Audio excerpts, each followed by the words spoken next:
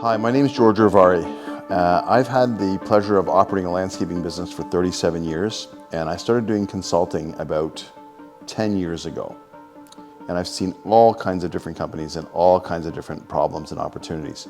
But there are some general commonalities. One of them is planning. There is an amazing lack of planning in most small businesses. I would say probably 99% of them don't plan properly. The reason for that is they don't know how to plan, they don't have an agenda for planning, and they lack the ability to ask the right questions. So what is it that we need to know? And so when we think about planning, we should think of it in sort of chunks. So we have what we would call our annual sessions, like what happens annually. There's biannually, quarterly, monthly, weekly, and daily. And I would argue the two most important planning sessions are the annual and the weekly. If you can get that down, it's probably only 2 or 3 meetings, essentially a week, and as well at one big one at the end of the year. That'll be a game changer for your business. You'll start to make improvements that you've never even dreamt of. You'll understand how to prioritize things, but not by yourself, with your team. So it won't be an accident that things happen. It'll be because you actually predetermined what was going to happen. The power of these meetings is incredible. Generally what happens is the stress levels go down for the owners and managers, and the communication improves exponentially. And then you end up with the ability to actually train people in those meeting sessions, and that has a huge impact on the morale and the effectiveness of your organization.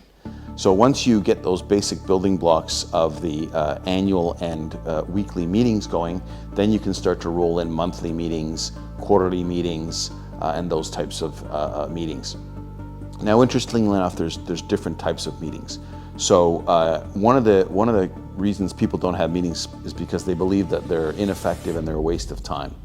So that can be true if the meetings are ad hoc, so they're just sort of off the cuff. There's no agenda, there's no timelines for actually the meeting topics. There's no prioritization of how the meetings are run, right? So you need to have an agenda and you need to have priorities. And essentially, if you run the same meeting structure over and over again, it's like a practice session. You get better and better and faster at it. And the other cool thing too about meetings is if you have a group of people in the meeting, different people can run the meeting. So essentially you're building leaders in your company. It's not just about you knowing everything. Your thoughts are actually posted onto a document that's repeatable. So eventually you don't even have to be there. So that was one of the ways that I got myself out of my business in the day-to-day, was to set up a meeting structure that basically answered the urgent and important needs of the company, and also handled important items. But again, urgent and important is the key. When you start planning properly, the amount of firefighting that you have to do goes down exponentially. So we have a number of, I'll talk about weekly meetings first, a number of weekly meetings. One is our sales meeting, and there we screen all of our clients and our leads. And we also understand what our sales to date are, what our monthly goals are. Everybody reviews that, so we see what's going on. We also have a scheduling meeting once a week. Now for smaller meetings, you can do that twice a week, because if you don't have big projects and you need to sign the clients up faster, you don't want to make them wait. So generally speaking, our meetings are about an hour long. The teams there, they're actually doing it virtually. So they may be in the office, they may be at home, but they're actually in the same meeting, ironically, even though we're sometimes in the same physical space. But we bang through the meetings really quickly, and we don't miss any topics.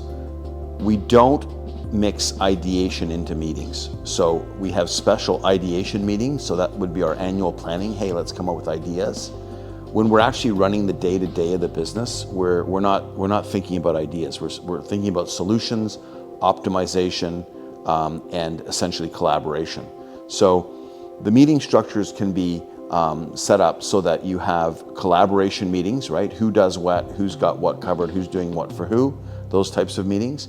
You've got ideation meetings, which are sort of planning meetings, right? And then you've got training meetings, where it's just pure training. So there's essentially 3 types of meetings. Now, I would say the ideation should be pulled out of almost all of them. There can be a little bit of training in each meeting, right? So we call them learning moments. Like, what's the learning moment? Now, the cool thing is, in a meeting, if you bring up the learning moments, and there's, say, 4 or 5 people in the meeting, every single person learns that learning moment. They don't have to make the mistake themselves. So that's massive. The other thing that we do is we do what we call a design estimate review meeting.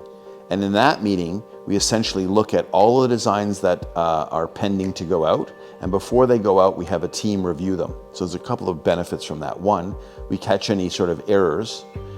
We catch opportunities to make a better, smarter design for the client and also for us to make it more profitable and easier for the crews to build. And so imagine that you took 20 minutes to do that with 3 people, but you saved yourself a week's worth of work on a project, or you made the project come in a little bit tighter because the design was smarter. And the same thing for the estimating. Every single one of our estimates is reviewed. We can't afford to have mistakes because those mistakes are far more expensive than saving the time of the meeting. And I essentially would argue the best example of meetings that you don't even realize that happen is pilots in airplanes. Every single time they jump in a plane, they have the pilot, the co-pilot, the navigator, and they all go through checklists and they check with each other to make sure everything's done. So it creates repetition, which is essential for training, and essentially they can't afford to make a mistake. So think about how important that is. So they take the time every single time they fly to go through a planning session, which is a little checklist. And if you apply that to businesses like in the landscape industry or the construction industry, it'll be a game changer for you. So planning is key, and it is so neglected, it's unbelievable. So, you know, when I coach clients, I work with them and I actually coach the meetings, and it's kind of neat. You do 1 or 2 meetings, you step away, you watch somebody run the meeting without you, and then you check in 2 or 3 months later, the meetings are running beautifully, the amount of problems they have just goes way down, and you can see smiles on people's faces, the frustration goes down. The other cool thing about meetings is you can identify the next leaders. So not only are you cross-training everybody, but you can actually identify the next leaders. And that's a great way to hand off those responsibilities. Because the goal for you at the end of the day is to have the business work for you, not you work for the business. And the only way you can do that is by standardizing it. And meetings are one of the key components to making that happen. Once your companies get larger and larger, for those of you that want to build much larger organizations, it's absolutely critical to do this. Some of my really wealthy clients that I used to work with, we would talk to them about directors meetings. Now, most small businesses are not going to have directors meetings, but theoretically you're supposed to have one, actually quarterly meetings. And they would tell me, these really high-level executives, that their directors meetings when they were sitting on boards in large companies were pre-planned for 2 to 3 years. So essentially they knew they had to be there on that date, and there was no way that meeting was going to be missed. So meeting adhesion. Why do people miss meetings? Well, one reason is that they're not scheduled. The second reason is that the timing is terrible. So for example, Monday meetings are generally awful. And the reason is that you've just come back for the weekend, your head's not in the game, you haven't had a chance to react to things that happen on Monday. And ironically, most holidays are on Mondays. So if you have a Monday meeting, it just completely ruins your flow for the weekly meetings.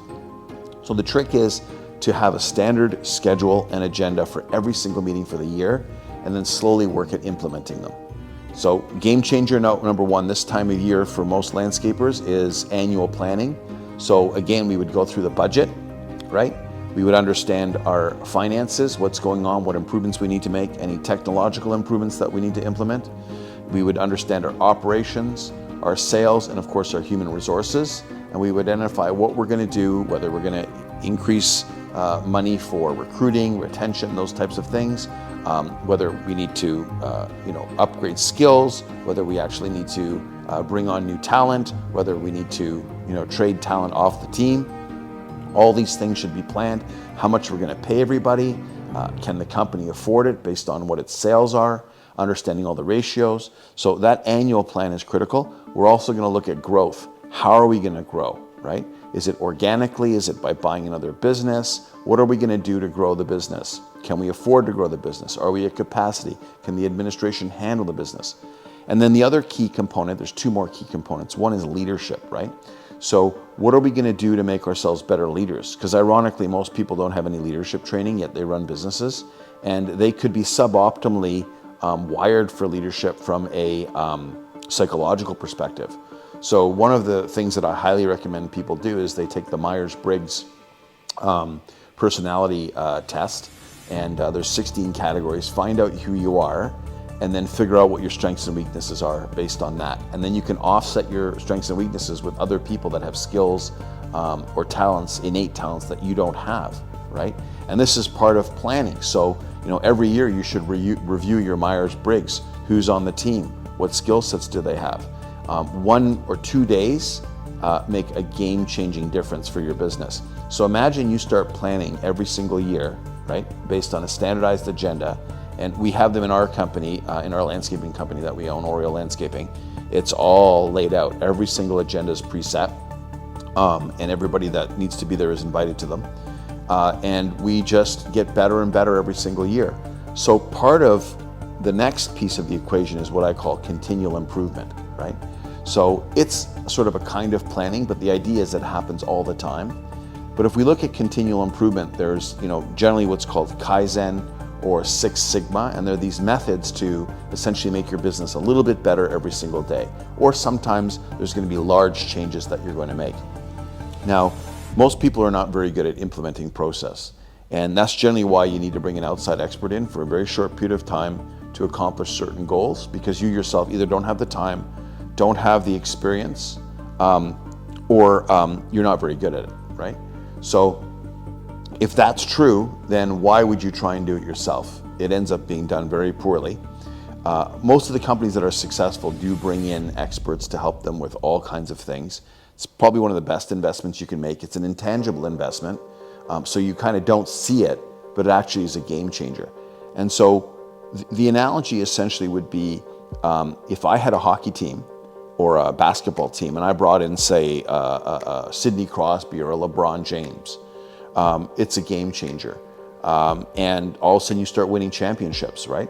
So there has to be a plan to identify the need for the talent. You have to go out on a limb to pay the premium for the talent, but then you end up reaping the benefits, and your merchandising goes through the roof, your advertising goes through the roof, your advertising revenue. It's the same thing with a landscaping business. So, the question is, why don't people plan? Well, they don't know how to. And so that's one of the things that we want to change at Knowledge Tree Consulting. We want to give people the tools so that they don't have to invent the planning system. They just adopt it and move forward. So I think planning is probably the biggest opportunity that's neglected. And at Knowledge Tree Consulting, we make that really easy for people to sort of adopt, utilize, employ, and then capitalize on.